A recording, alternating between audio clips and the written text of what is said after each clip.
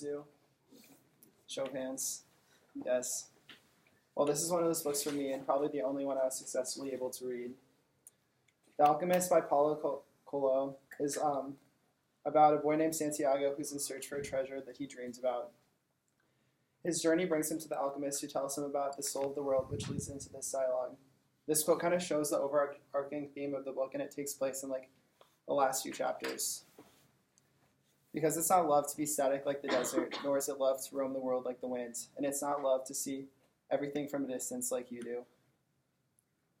Love is a force that transforms and improves the soul of the world.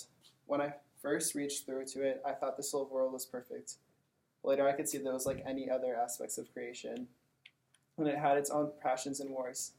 It is we who nourish the soul of the world, and the world we live in will either better or worse, depending on whether we become better or worse. And that's where the power of love comes in, because when we love, we always strive to become better than we are. So what do you want of me? The son asked. I want you to help me turn myself into the wind, the boy answered. Nature knows me as the wisest being in creation, the son said, but I don't know how to turn you into the wind. Then who should I ask? The son thought for a minute. The wind was listening closely and wanted to tell every corner of the world that the sun's wisdom had its limitations, that it was unable to deal with this boy who spoke the language of the world. Speak to the hand that wrote it all, said the sun. The wind screamed with delight and blew harder than ever. The tents were being blown from their ties to the earth, and the animals were being freed from their tethers. On this cliff, the men clutched each other as they sought to keep from being blown away. The boy turned to the hand that wrote all. As he did so, he sensed that the universe had fallen silent, and he decided not to speak.